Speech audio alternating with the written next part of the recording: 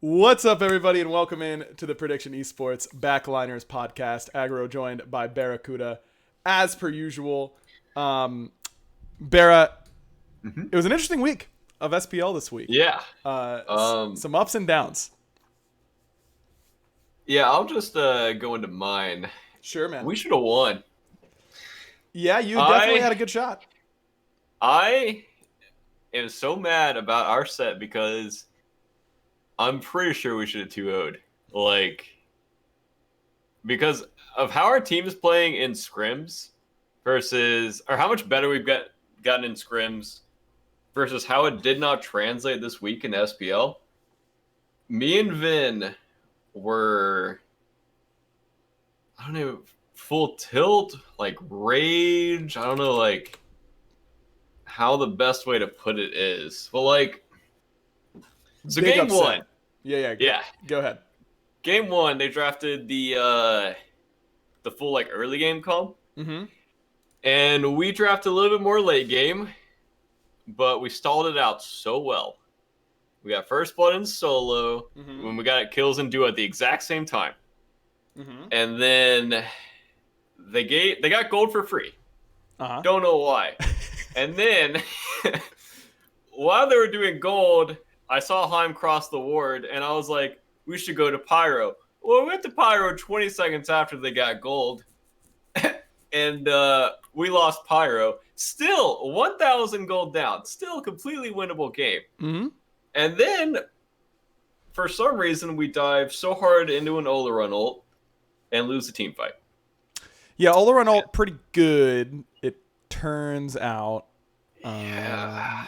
That was pretty good.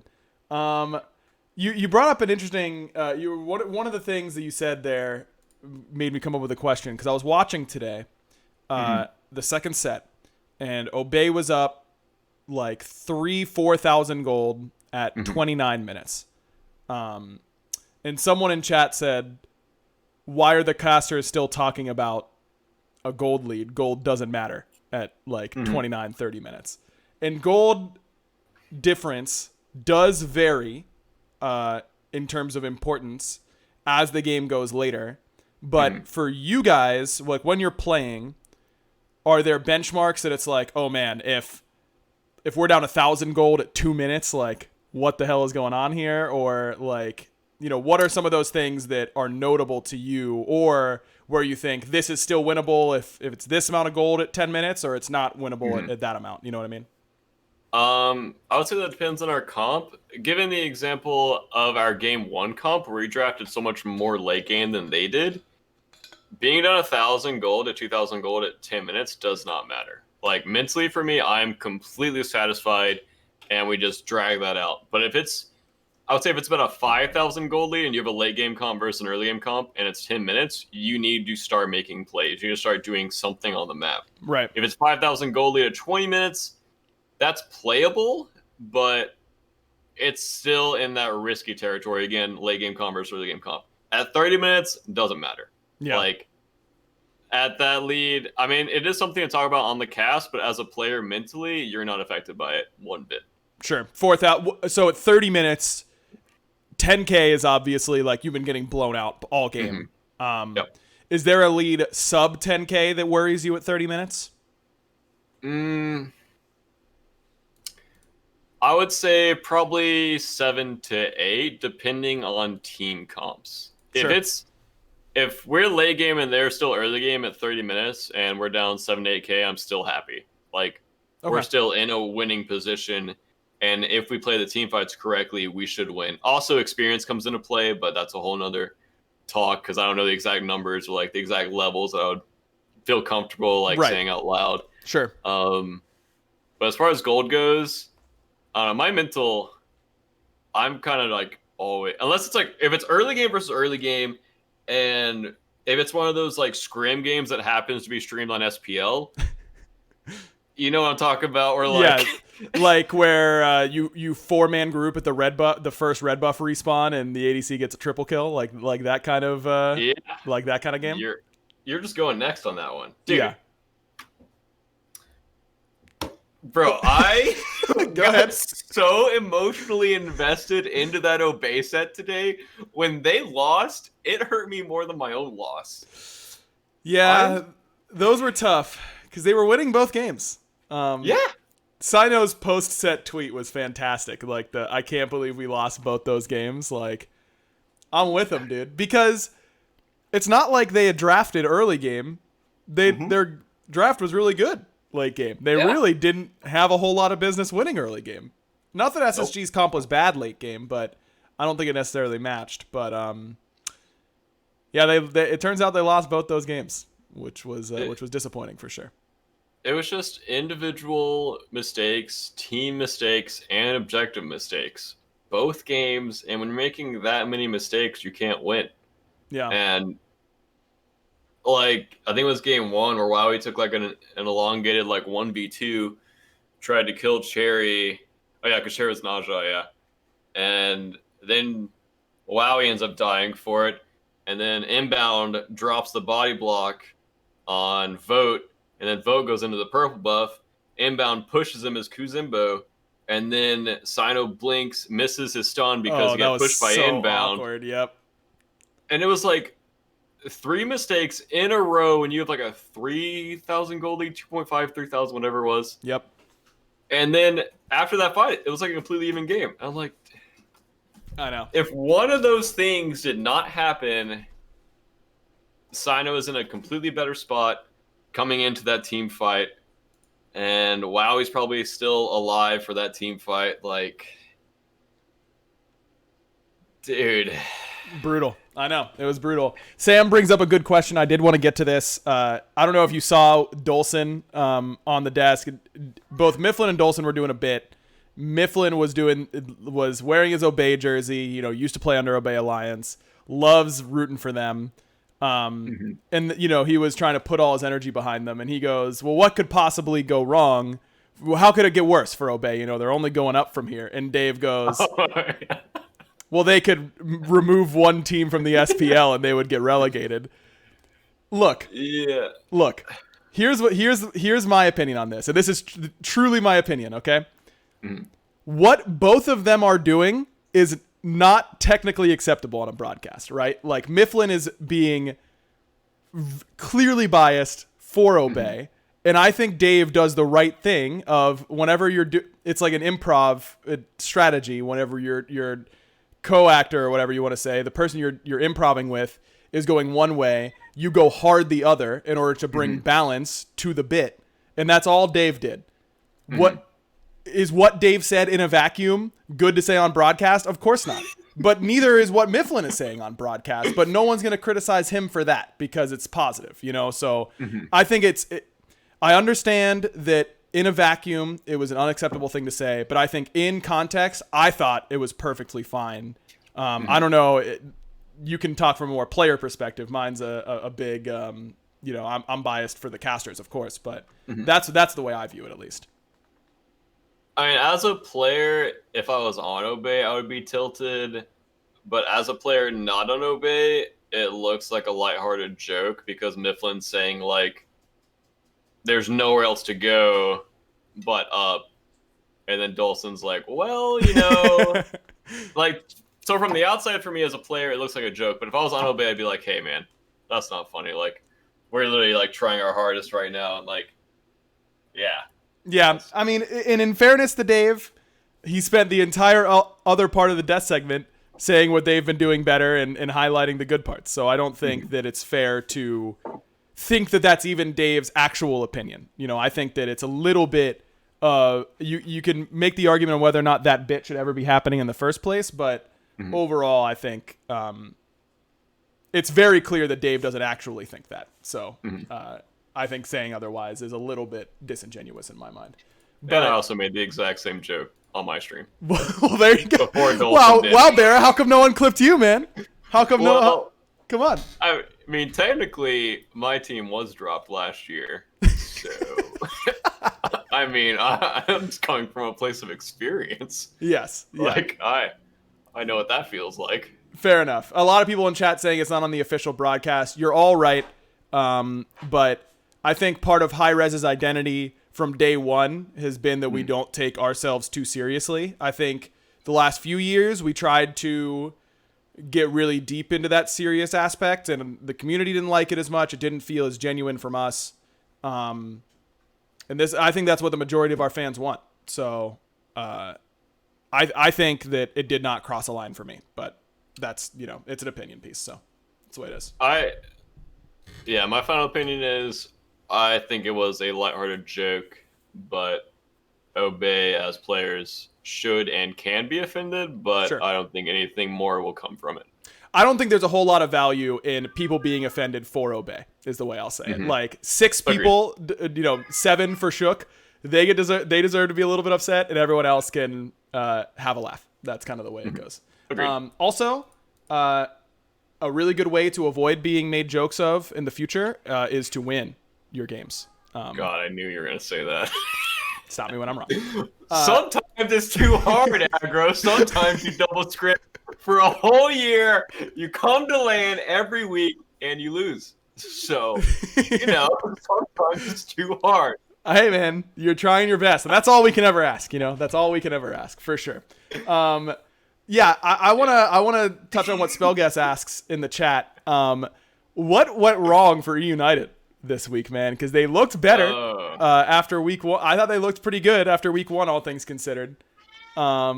Week 2 was not as kind for them. Let me.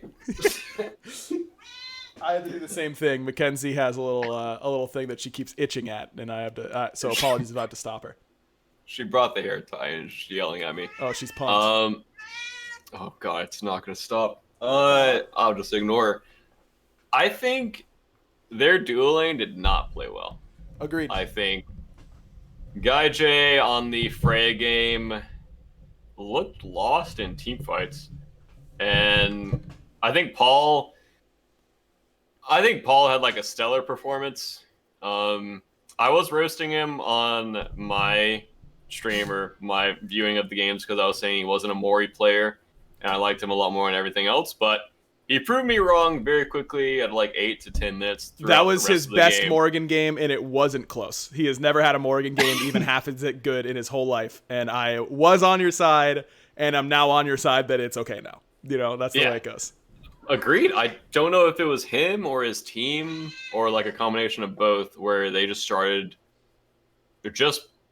popping off. And then game 2, I just remember what Gajo was playing. I remember he was Uller. Oh yeah, they were Uller Herclane, and they got ganked once, and then got ganked while invading their purple, and then got ganked again in lane, and then from there on, the game is over. Coffins. Yeah, the game is literally over. I was casting that set, and as soon as that lane falls behind, your game is over.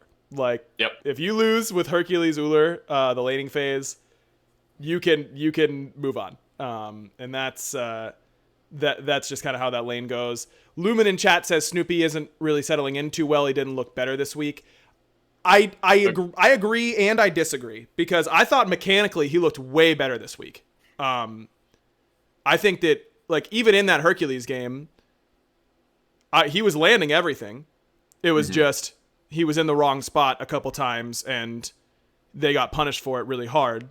But overall, I don't think that it was an irredeemable week for Snoopy. I think Scream looked really lost, and I think Guy J looked really lost. I think Snoopy just looked inexperienced more than anything else, in my mind. Variety looked like he was playing a rain game. Yeah, that was a tough one, game 2, huh? Like that. Oh, I think you actually talked about that. Yeah. On the cast. Yeah, it's one of those ranked games, dude, where you're chilling in solo. You solo your lane opponent. You're feeling really good. You press tab, and you're like, what is happening in this game? Like, what? That's the one where you tweet about how you're taking a break from ranked after that. You know, like, that's that kind of game. So you feel for him there for sure. You got a game like that you can remember, BaRRA, where you it felt like one of those ranked games? Well, I mean, game 3 this weekend felt like that. Well, it's like, also, game 3 I'm not mad about. All right, we messed up our draft. We thought it would work, and it didn't work. But I was just like, I'm 0-0-0. I look over like the world's burning. I'm like, okay, this one's an L. That's fine. And like, I mean, you can't expect to beat Ghost drafting like that. Like, with the way that Ghost plays, the way they pressure buffs, we cannot expect to win games against Ghost like that. And but we'll go to game 2 real quick for me. Sure. So, game 2 was probably the hardest I have raged in game in months, in an SPL game, anyways. So again, like game 1, we were not doing anything on the map. We were just sitting there, watching as they would go from our purple buff to our blue buff, and then back to our purple buff, then back to our blue buff.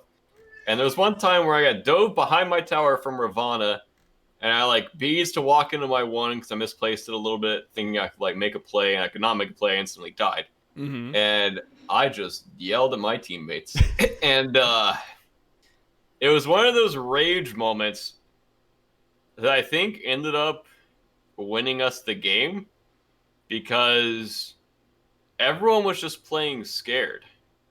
Yeah. And I think I just said something along the lines of, can we do something on the map? But like angrier and louder. Yeah. Because we were just watching their jungler and support walk across the map to anywhere they wanted and do whatever they wanted on the map. And every single game I played, they're like, PCAT's literally untouched. Yep. He can literally do whatever he wants. I think it was game 1. He played Heimdall game 1, or was that game 2? He played at both games. I think he played Heim game 2 and game 3. No, he played at game 1 and game 2. Game 3. Oh, game 3 was Freya. Yeah, game 3 was Freya. Yeah, he played Freya. I think game 1. Did he die? Did he die at all that game? No, he was 5-0. Nope. And I don't think took any significant damage whatsoever. Yep. He was really free casting in those fights, and we were talking about that watching that game, I remember. And I'm just like, we cannot win games like this. Yeah. Like, especially in scrims when we're the ones setting the pace and we're the ones making plays and making teams respond to us and respect our plays on the map, to going to a complete 180 in SPL, watching PBM literally walk at us full HP on any character he selects, and then us responding to what PBM's doing instead of making our own plays on the map. Yep. And like, that just can't happen. Like, I know PBM's like a big player and a big playmaker for that team, but you have to get past that mentally. You have to not be afraid to step into their jungle and make plays. And I even raged after we won game 2, going into game 3, because I basically took like the coach's standpoint and just yelled at everyone, saying like, we cannot play scared in SPL. We have to make our own plays. We have to set the pace, or we will continue to lose. Right. And then we just messed up our draft, but we still didn't play scared. And I like that. That's why I didn't care about game 3, because we didn't play scared. Right. Well, we picked a losing lane and picked to like play towards solo side, but we didn't play scared of them. And that's why game 1 and game 2 were such more important games for me, because there's so much more to learn there.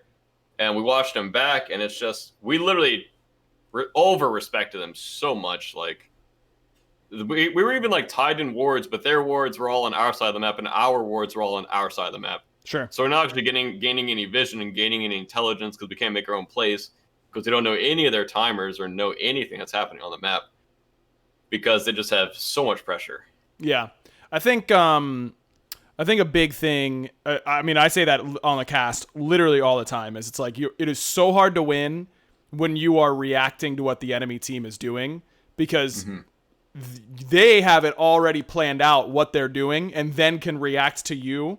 You have to figure out what they're doing, form your own plan, and then execute on that plan, and then react to what their reaction is on your reaction. And that's like impossible. You have to be in that. And honestly, and you can speak to this better than I can, I feel like that's how old Smite was played. Like, if you were the better team, I feel like you guys on Cloud9 would just take games late all the time and go, yeah, we'll just show up wherever they want to go, and then we'll just out-button them. We'll just out-team fight them, and then you don't have to worry about that kind of stuff. But the game has changed so much since then that I thought that was old Soar's problem back in the day, like Season 4, that they wanted to play that old brand of just reacting and counterpunching, and I just don't think you can do that anymore. I think there's a reason that Ghost has been really successful, and that's been that I don't think they react ever. I think they're always the one that is trying to push the pace.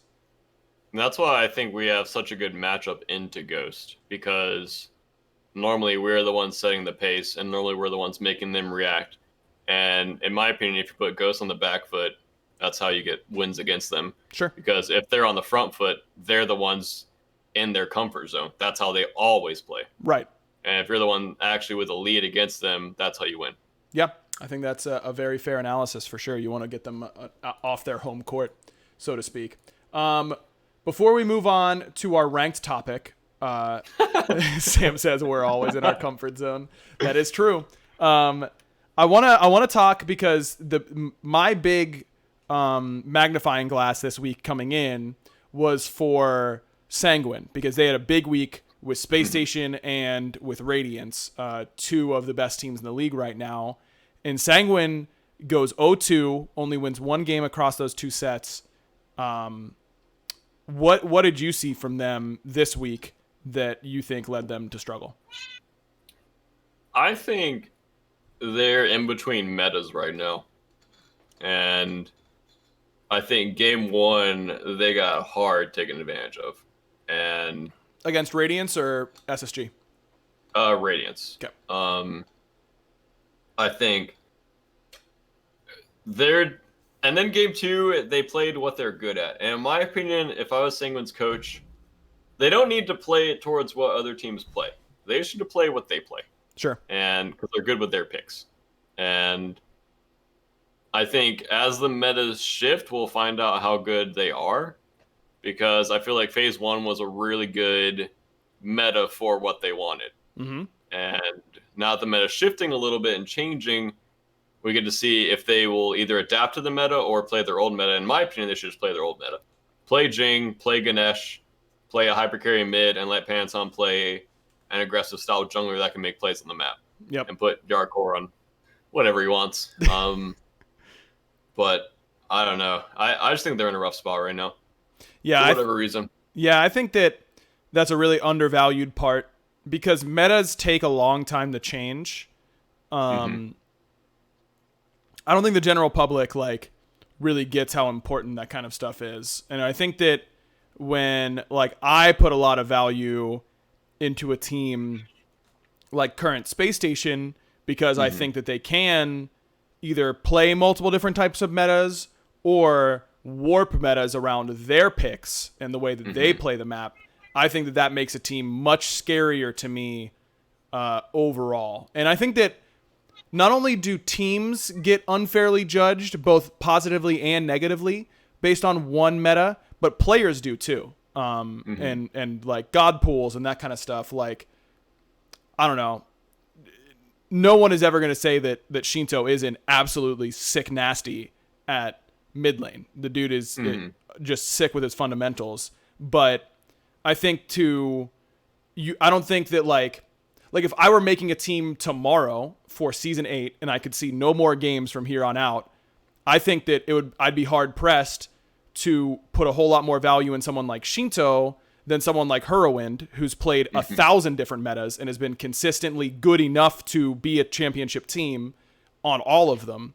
Whereas Shinto, I know the high end might technically be higher, but who knows what the rest of it is, right? Who knows what other types of metas that player can play. And I think that's just something that goes really overlooked by the community, how vastly different players and teams can look just based on meta alone. And also to that point, there was a guy that I saw, I can't remember if it was a Twitch chat message or a Reddit message or something, but I remember seeing someone say, I need to stop valuing Soul so highly, there are other picks. How'd you take that one, BaRRa? It's funny that viewers see things so one-dimensional. Yep. And if they think I'm the one saying, please God, give me soul here, and if I don't get soul here, I will lose the game. Yeah, they it was the exact same way today in Obey's set, where game 1 they're winning and they go, oh, Sino picked an assassin. Looks like they're winning. Weird coincidence. And it's like, obviously that's not it, dude. Like, they could have, like, it wasn't exclusively because they had an assassin. It's not binary. It's not like the rest of the team sees a warrior and goes, yeah, we're not going to take pressure over on the left side now just because Sino's on a warrior. Like, that's not how this works. It's just not. Yep. And sometimes your teammates want to get counter picks, and sometimes you'll be the guy that's like, don't worry, guys, I'll first pick my pick. You know, you guys want to wait? You want to hold? Don't worry, I'll first pick Soul. It'll go great. Man, never say BaRRA didn't do anything for his teammates, chat. That's what you should learn from this. But viewers and fans are very one-dimensional. Like, even for last year, when this will always be in my head, Sino on Cab, viewers hated that. Yep. And for us as a team, it was fantastic for what we needed as a team. Pick an assassin, Sino. It's why BaRRa's losing. Just you're making BaRRa and Jeff lose by picking Kabrakan. That's just what I assume they all sound like. I don't know. And people also think, like, he's, like, out to get us by locking in Cab again or something. Like, bro, it's by far what worked for us. And I think Obey reminds me of us last year, where they try things in scrims, and then for whatever reason, whenever it comes to SPL, it does not work. And as a player, it is very frustrating. Yep. Because it's like, what's even the point of practice if every time we try a meta or try a strategy or think that they're going to top 3 these picks, so then we top 3 these picks and try to lead them into baiting or like baiting a pick later or like baiting their top 3, and then we got exactly what we wanted, we load in, and it doesn't work. And you're just like, why? Yeah. And today in Obey's set, because it's still like super fresh in my mind, their team fighting was dog. Yep. That was some of the worst team fights I have ever seen out of an SPL team. They were so uncoordinated, and I don't know why. Yeah. Like, it's so weird to watch. Like, I know how good those players are. Yeah. And it's so frustrating to watch them come to SPL and just play worse. Yeah. Like, there's no reason for Alwi to stay along in a 1v2 against a Freya. And there's no reason for Simon to blink in early. Like, it's just so rough. Yeah, I don't know. Just some game day stuff, I suppose. I think Seafog put it pretty well in the chat. Seafog says, I think that picks and bans thing that we were talking about comes from understanding how picks work in rank and assuming that comp picks and bans work the same way when they are obviously very different. Also, Blitzkov says that's why you get so emotionally hurt when they lost today, because Obey reminds you of you last year. That makes sense. A very observant observation. I mean, that wound is still fresh. There's no team scrammed as much as we did last year. And that hurts. Like, I think especially, so historically, I will say, I have been very, judgmental is too strong of a word, but I do think that historically, Smite teams have been too lax with the way that they practice. And it's really just based on what I liked as a player and what I would want. If I were a full-time SPL player now and I didn't have consistent scrims from like 11 a.m. until 5 p.m., I know that my own personal schedule would get really messed up, and like I wouldn't be, because that's the way I've worked since I was like 13 years old. So like I love having a very consistent work schedule that I know what I'm doing. But as I've like watched teams and talked to teams about their practice and that kind of stuff, especially like this year, phase 2 is so long. This phase goes into like the first week of November. We are in August. Like, I think it's actually a little bit detrimental. I think there is such a thing as over practicing and over scrimming, and I would be, like if I were on a team right now, I would not be double booking because I think you're inevitably going to burn out, and I think looking in the long term, it's just better to. I would still be practicing 5-6 days a week, or I guess like 4 days a week, games 1 to 2, and then off days the other days.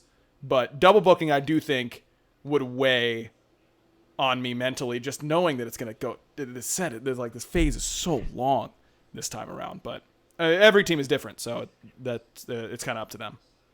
Yeah, for us right now, we're only double booking 1 day out of the week. Yeah. And which mentally for us is a good thing because on that day, it's more trying stuff out that day and trying new things. And then on your other days, because 3 hours is a very short block. And if you're trying out several picks that day, especially like picks that just got changed through a patch or a new strategy you want to try out, it's really hard to get an accurate representation of that, whatever you're trying out in 3 hours. So the double block helps us to do that. And then the single blocks is basically full try hard, full sweat the entire time. And if someone, we're being very harsh on everyone on our team for this split because we are very, very hungry for wins. And if anyone's sleeping late, or if we feel like anyone's lax during scrims or not taking it too seriously, good. It's a job, dude. It's a job. Yep. I've always felt like a lot of teams and players don't value that time as they should. So I think that's a good thing for sure. Okay, moving on to our main topic, though. At this point, it's a secondary topic. I get asked this all the time, Bear. I'm sure you do as well. On what gods people should be playing in each role, how they should be climbing and ranked. And so I think that if we just go role by role, recommend some gods and some general strategies on what we think wins you games in ranked. Hopefully that'll help some people climb up. So let's start with ADC. Let's go bottom to top in terms of roles you should play if you want to climb by yourself in ranked. Let's assume this is all solo queue, okay? I think ADC is the worst one to play. Do you agree? I would say support. Really? Wait, for noobs and viewers? Sorry, chat. Yeah, I don't know why you said the same thing twice. And let's assume you're like a gold player trying to get to like diamond or like high plat. Let's frame it that way. I would say support. Bro, you are trolling. Support is number 2. Only to jungle. No, bad supports don't know what to play. And that's what we are here for, BaRRA. We're telling them today. It's right now. No, we're telling them today. Oh, this is the overall. Don't assume the player is bad. Just assume the player doesn't know what they should be playing. So we're giving them that information. You're saying this person theoretically is a star, a diamond in the rough. Sure. And they play really well. And they're actually the one stuck in Elo hell. I'm saying that if you think that you are a good enough player to climb, you think you are below where you should be in Elo, which everyone does, then if you just play enough games in these roles and play well, I think you will move up. If you're playing the way that I think is the best way to climb in ranked. Nah, I still think support. All right, fair enough. Fifth. I think if you're at gold, you don't know how to play and you don't know how to carry a support. I think support's a really hard role, but a role good players will abuse. Yes. So if you're a good player as support, you are the secondary jungler running on the map, impacting every lane and making sure your laners are ahead, as well as feeling good about the game, which means like you're putting out pressure, you're putting out wards, you're making plays, you're setting up plays for your team, and you're not being the support that's I'm Kepri. I plucked this guy. Why did I die? Why are you playing Kepri? That's what the list is here for, BaRRa. We'll start with support then, okay?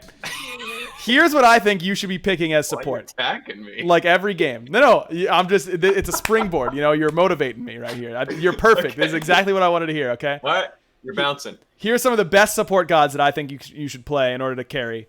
Because I agree, if you're picking Geb, you are asking to lose. You're asking for it, okay? And this is going to be the overall big thing that is going to transcend all roles. Pick pressure. In Smite, pressure is so broken. It's so broken, okay? Learn how to play Hercules, pick it every game in support. I'm not kidding. Even if you are not going to be Aurora PBM, and you know what? You don't have to be, because the enemy support is picking Kumba and doing nothing, okay? Because you're going to be getting in there every fight, all right? You're picking Hercules, you're picking Ymir, you're picking gods that can run it down at all times. And if you aren't getting in there, you're doing it wrong, all right? Pick gods that, pick Horus. Pick gods that are going to win the lane for you instantly without your ADC doing anything at all. And you're going to be in a much better spot as a support. And if you know how many dude, I'm telling you just spawned. Good. Support is broken and it's fun, man. I love support. I love playing support. I think it's so fun. You just got to get in there. You can't be scared. Do not, here's a good tip. Do not, under any circumstances, pick Geb, no matter how good it looks into their comp. Don't pick Kepri. Don't pick, who's the other support I was thinking of that's like super defensive? Sylvanas? Sylvanas is like on the edge. I don't know. Like, I think Sylvanas bad. I think Sylvanas kind of bad too. I think Cab's pretty good for running down supports. Yeah, Cab can be good. Don't pick Terra. You'll never hit your 2. Let's just be real here. You've got to win team fights by yourself, okay? You've got to win team fights by yourself. And that's the mentality you're going in with. And there'll be games you lose even when you feel like you shouldn't. So I can play Ares? No. You didn't listen to the number one thing. You've got to win the lane by yourself. That is the most important thing you can do. You have to win your 2v2. I would argue you can throw Naja and Mulan into your mix. Yes, Naja, perfect support pick. Mulan, perfect support pick. Yes, Low-Res Studios, hate the name.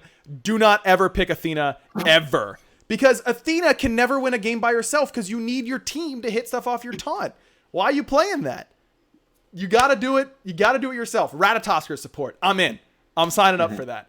That's the kind of stuff I want to see, Glitch. That's what I want to see. So if you're playing support, pick pressure, get good at timers. That's important. Ama support's a good idea. Ganesh, maybe. Hachi support only if you're Neil Ma. Ganesh, you have to be good at Ganesh. You have to be good at Ganesh. But if you are good with Ganesh, I do think he can hard carry games for sure. But that's the big thing. The next one on the totem pole? So I think support's number 2. The second easiest role to carry from. Because, and here's why though, BaRRa. If I'm picking Hercules support, and the enemy support, who's about the same level as me, like in terms of skill, is picking Kepri, how do I ever not snowball the game on that guy? Like, the support diff is going to be huge, right? That's what I'm talking about. Like, you can support diff really easily and win games off of it. I'm just going to say you're looking at it through, like, rose-tinted whatever glasses. Maybe you're right. Supports. Oh, Sobek. Pick Sobek. That god is OP. Do not pick Sobek. Sobek is so OP. Giant bait. Sobek is so OP. All right. So giant OP. bait. Oh, but hit your Trust plucks me. or else. Dude, people will pluck and then kill your teammates. There's a very hard, like, mental gap you have to after you pass that gap, you're good at Sobek. But before that gap, you do not know when to pluck, you do not know when to tail up, you do not know when to ult. And you're just literally pressing your buttons in team fights because they're up. They're always up and they all do 1 million damage and they solo me as a mid laner. So pick Sobek. That's all I have to say, okay? Bad god. I think the best role to carry from is obviously jungle, right? Jungle, easy. 100%. Easy. Junglers are so broken. And here's the other thing. This is, okay, BaRRa, you might want to close your ears. Junglers, gank duo level 2. Every game. It is free elo. Free elo. Pick Ratatosker, pick Erlong Shen. Don't pick Set. You're not going to do, like, that's not it, okay? We're getting in there as gods that can gank duo early or level 2 gank solo and cheese them because you'll tilt them. Pele's a good pick. Like, just gank early and then hard farm and then just capitalize. That's it. Like, I assume that's all Ao Kuang is still good at the lower levels. Ao Kuang is where you can just run it down. Thanatos is only good if you can hit your ones consistently. Robin's a perfect one. Robin is perfect. There's so many bad Robins, bro. Even at the top level, you'll just see like, boop, and then miss. Yeah, well, listen, that kid has enough damage that you don't even need to hit the ult. That's what's so nuts about it. That's true. I think Arachne, any like Golden Blade abused jungler is good right now. Yes, and you just pick BaRRaCCuDDa, dude. Yeah, pick 2 or 3 Golden Blade abusers that you're good with, and just run it down. Arachne, BaRRaCCuDDa. I don't know if it's good on Kali, but I've seen it a decent amount on Kali. Don't know if it's actually good. And then if you want like a magical AO or Hebo, in my opinion. Yeah, I do think Kali is too late game. As Flint Steel asks, you want something that's good enough early. Mercury is like the line for me where he's good enough early to warrant picking, but still not very good overall. Dude, noobs cannot merc gank duo though. They can't. They will just dash into a whole wave. They sure will. And think that it's a kill. And I'm like, I think Nem is good but kind of hard to do perfectly. Here's the other big jungle tip that I have for you. Understand when lanes are lost. If your ADC is like 3 levels down, if you go over there, you're just gonna get double killed. So don't do that. That's a tilt. Go ahead. Number 1 across the board. Don't be afraid to mute idiots. Oh yes. Just 100%. Just mute them. It'll make your life so much better. So much better. It's not worth hearing their VGS spam. Help! Gank right lane. Just mute. Yep. Like, if you're a person that gets easily tilted, just mute. Yep. Because Instantly. also don't type.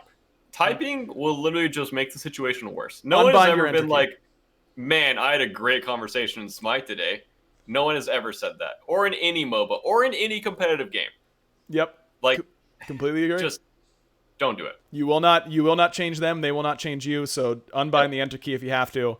The other one. As a jungler, as you get into the like mid game, just pick the person who's doing the most on their team and kill them. Don't worry about anybody else. Like if they're, because that's how ranked usually is. It's usually 4 people on each team that are like around the same, and then 1 person who's doing really well on both teams. Just focus that person because you're an assassin and that's what your job is. So just kill them. If it's like a support or a solo laner that's ruining you guys, that's a little bit more awkward. But if it's like a solo laner and you're playing them, just start ulting the solo laner instead of ulting their backline. If their backline's not doing anything, just remember that. But target identification as a jungler is very important. And also, don't be afraid to pull a Cherio and just play on solo side and just invade the enemy back camps. If you have a stronger 1v1, keep invading those back camps. Keep holding W, get those timers, ward their red, ward their back camps on solo side, and just pick which side you want to go for on each spawn. And literally just hold W at whichever one. Tell your team, I'm going to be here, and that's all you got to do. There you go. Okay, mid lane. Because I think mid is the 3rd best role to carry from right now, behind jungle and support, in my mind, even though BaRRaCCuDDa disagrees. Here's my number 1 pet peeve that I see ranked mid laners make, and it does sometimes work, but that does not mean it's the correct play. If you and your jungler are going to clear red, and your jungler decides, I'm going to go gank duo after this red, which, as we've covered, is a good plan for them, do not follow them. Do not ever level 2 or level 3 gank duo as a mid laner, because if their mid laner is smart and they just shove your wave and go to your back camps and take those and then come back and shove the next wave, you are so far behind. All you have to do as a mid laner, as soon as they go to their red, enemy missing middle, be careful left, a couple pings on them so they're paying attention, and then go shove your wave. Do not miss waves as a mid laner. Don't left click ping for enemy missings. Always right click. Yep. It's left click. I would sleep through that. Like, please don't left click ping for missing calls. It's so annoying. Always right click. Always just ping my ears. Yes. Let me know. This is another general tip that I really like. If you see someone on a ward, which I assume you're looking at your mini map all the time, because that's what you should be doing as a good player, and you see someone rotating to a fight, I don't even do be careful left or enemy incoming or anything like that. I just right click ping where they are in the direct line to that lane. Yep. I just ping the whole line. And then that way they know exactly where they're coming from. And that'll get their attention way more than be careful left or anything like that. So that is a big one for me. But the big thing for me, as a mid laner, don't miss waves because there's a lot of farm in mid right now. And if you get every wave, you will be in a great position to carry. And also build to hit the front line and just kill the front line every fight. And you'll win. Is that flat pin Sorcerer build still meta for most mids? Yeah, I think it's good. Dude, I've been experimenting with Book of Thoth and those types of builds, and they feel really good. Like, Book of Thoth is so cheap.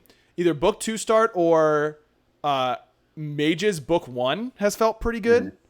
I think that... Into boots or... Yeah, into boots, into a flat pen option, into Soul Reaver... And then, dude, all these auto-attacking assassins, you finish that build with a Book of the Dead, and they literally can never kill you as long as your proc is up. Because you just get like 800 health shields. It's insane. Yeah.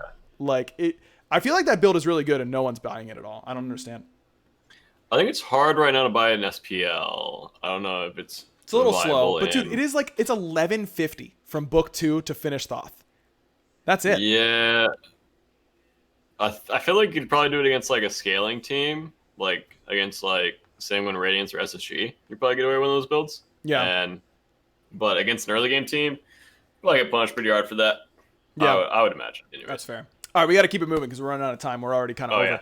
Yeah. Okay, picks in mid lane to go with. If you think you are better than the enemy mid laner, you think you're in a too low of elo of a game, I think the best god to solo enemy mid laners with is Agni by far. You get to punish worse players with Agni better than anybody in the game because you just always have buttons up and they all do a lot of damage. And you're pretty safe. So I think Agni's a great low elo pick if you think you're better than them. Hera's another one if you think you're better than the enemy mid laner that lets you get actual solo kill potential. But I'm not... Scylla's okay. I think she's a little bit too late game. I think do not pick Merlin. Just don't pick him. You're not going to do enough, I don't think. Like, if I'm talking gold trying to get to plat or plat trying to get to diamond, gods like Agni are going to be your bread and butter. I think Hera's perfect. I got to pull up the mid laners. I was going to say Raijin. Raijin is perfect. Yep, that's a great one. Isis is too bad. Olo. Yeah, Neath. Having a hunter in mid is going to be important that you have in the god pool. So play at least one. Neath is probably the best one. Uller is really good, but harder mechanically, of course. Discordia is pretty good. Yeah, Hebo as well. That's the four. Also, that's all you need. Learn to abuse Morrigan, okay? Morrigan is literally abuse. Like, we're talking Golden Blade abuse, Hecate abuse, and Morrigan abuse. Morrigan is OP, and she is not that hard, okay? It is not that hard. All you do is you stun all right, you stand somewhere where you don't think they'll have a ward. You press 3. You press 1 instantly. Don't wait until you're right next to them. Press 1 because it'll just prime it.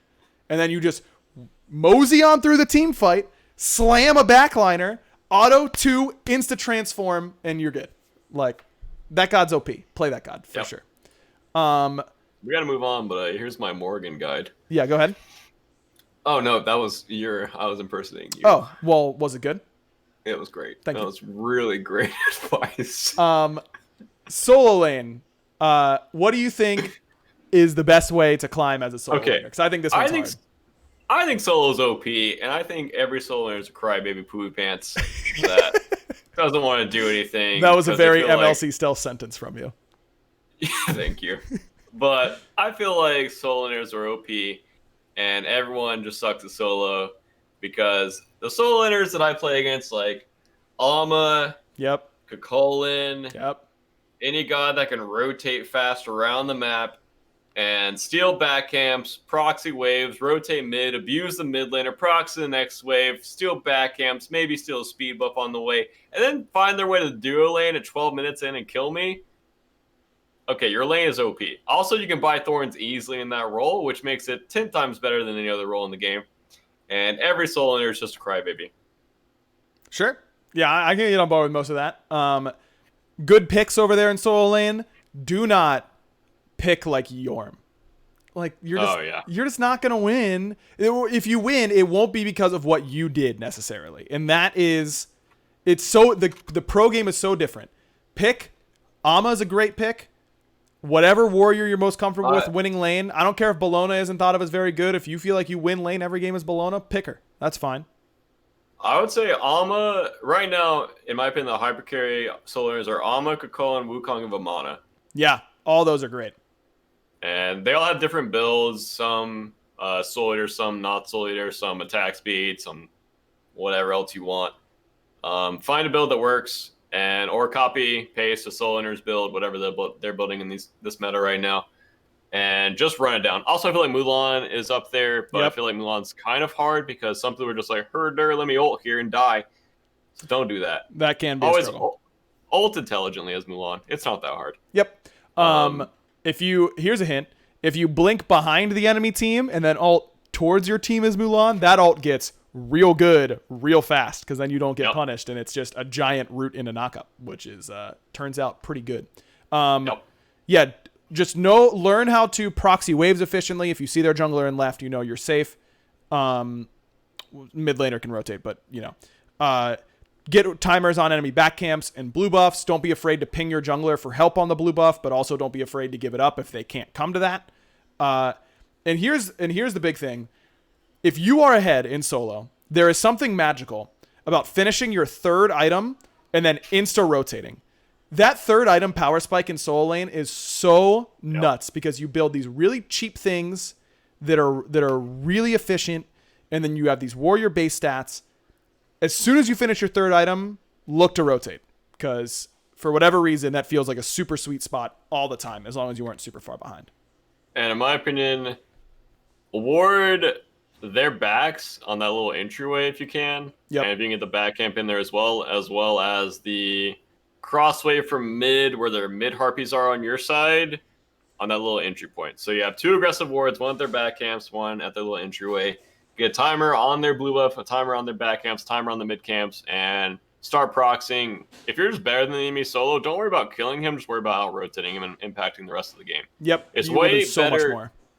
It's way better to impact 4 people's games than just one person's game. And if you're better than him, you'll carry the fights.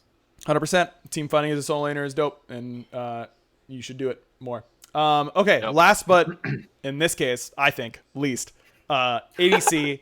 Listen, I think ADC, because if you have a bad support, they can throw your lane for you, and then you are so far behind, it is difficult to come back from. But team fighting is where you really get the most of your money, and so I'll leave you with the god recommendations and everything, because I avoid this role like the plague when I can. I always recommend Hachi for some reason. I feel like Hachi is kind of like old Chiron, where he kind of just does everything that a good hunter can do. You can be aggressive with Hachi, you can be defensive with Hachi, and he has good poke, he has a good fight, he has a good disengage, he has a good engage. So you can kind of play him anyway. I feel like Heim is a little too hard. I wouldn't worry about learning Heim unless you just love learning and want to spend like a good few weeks learning that god. Uller is really good if you're good at Uller, but I wouldn't worry about him. Honestly, it's going to sound troll, but Artemis and Hachi, I think, are your best picks. Agreed. Because those are picks that snowball lanes really well. Like, if you get ahead, it is really hard to live against them. And Hecate abusers. Just pick one. Whatever you're good at, magic ADC-wise, just pick one and just keep playing it. Yep. Literally have one right now. And, just learn a few hunters. Make sure you have some magical hunters in the back pocket. And just do what you can in ADC. Hold on. Hold on. That's the advice. Your whole goal as an ADC and low tier ranked, in my opinion, is securing your purple buff and playing safe. If you over-aggress, you need to know where the enemy jungler is, and if you don't, just don't go for it. And it's just not worth the risk, because if you die there, you're going to look like E-United's duo lane, and you're going to get behind, and you're going to not feel great about it. And you're just going to be there and be like, I'm behind, this sucks, there's nothing I can do, I'm an aggressive pick, and now I can't be aggressive anymore.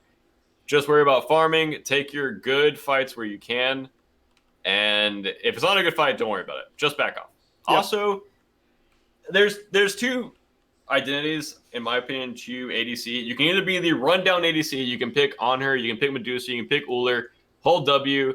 If you want to be more teamfighting ADC, you can go Hachi, you can go Artemis, you can go Chernobog. All three of those, in my opinion, are good at ranked for just teamfighting and just farming. So pick your style, stick with that style, and run it down or play safe for teamfights. And your whole objective for playing safe is securing your purples, doing your alphas on spawn, pinging golds if the enemy dual lane backs at a bad time. And your whole objective as an aggressive ADC is to wait to see their jungler on the map and then go for a play. Or if you just want to force like a 1v2, if you do see their jungler on your side of the map, just fight. Just show that you're better than the two people coming over and just fight them. And that's how Zapman became Zapman. Just all you have to do is fight. Channel your inner Zapman. A lot of questions in chat about how often you should rotate as a carry. Only rotate if you're going to guarantee get one kill. And this is advice for climbing. Yes. Not if you're already a high level player, don't worry about it. And yes.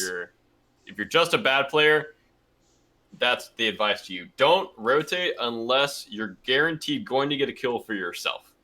And that's how you should be looking at every single rotation. If you're going to late rotate and you're just going to sit under your mid tier 1 or tier 2 tower and kill a wave and share it 3 ways, don't rotate. Go back to dual lane, go farm over there. It's way more farm, and just play selfishly. Like, that's my number one tip. Just play selfishly. Don't play for your team. Play selfishly. And that doesn't mean never rotate. That just means rotate when it's good for you. Don't care about your teammates. Because when you start caring about your teammates as an ADC, you're going to put yourself in bad spots.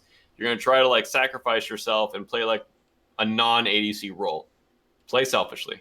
Yep, absolutely. You're the late game hyper carry. Play selfishly. I think that's the right mentality. All right, that's gonna do it for us here this week on the Backliners podcast. If you are listening, please give us a rating. If you're watching on Twitch, then make sure you also give us a rating on either Spotify or Apple Podcasts. Make sure you guys check out all the stuff on the Prediction Esports page. They've got a lot of different podcasts on a whole bunch of different esports, which is really awesome. Next week, BaRRa, I was thinking maybe we do like a little AMA episode or something like that. Off. Oh yeah, that's fine. I'm sorry. Maybe we do a for little me like or for you. No, for us as a show. Like we let people know to come tune in live, and maybe we'll try and pre-gather some questions ahead of time. So I think that's what we're gonna do next week. So if you're listening, try and make sure you tune in 8 p.m. twitch.tv/Prediction Esports. Of course, you can follow all that either at twitter.com/aggro or twitter.com/BaRRaCCuDDa, doubled underscore on all the consonants with an underscore at the end. That's how we do it around here. So get your questions ready. I think that'll be a fun episode, and we'll see you. Random question. Okay, we're already way over time. So BaRRa, what is your favorite color? Blue. What shade? Come on now. You know I'm a stickler for specifics. What shade? What do you mean? Blue. There's a billion. Navy blue, robin's egg, turquoise. There's a billion different ones. Blue. Okay. Blue. I don't know what a shade of blue is called. Okay. Well, my favorite color is green. There you go. What shade? I don't have a specific shade for you. All right. If we're gonna play your game. What, you're harping on me, but you don't even have a shade of green? I like darker green. Not super light like neon green. But you know, like a nice forest. Yeah, like a nice forest green. Yeah. That's actually a color. Holy, I'm a genius. I like light blue, kind of a mix, kind of like the color of the Twitter icon. Okay. It's like sky blue or baby blue. Yeah, something like that. Sky blue, for sure. A very popular pick there, Baron. And you know what? No one can blame you. No one can blame you for sure. All right, chat. That's it for us. Thanks for listening / watching, and we'll see you next week for an AMA. So if you aren't going to be there, feel free to send us a tweet. Just use the hashtag the Backliners like I use on all of our tweets. And then that way I can easily find them for next week. So if you can't be here, use hashtag the Backliners, and that way I'll definitely see it for sure. Okay. Thanks for watching. Bye. Bye.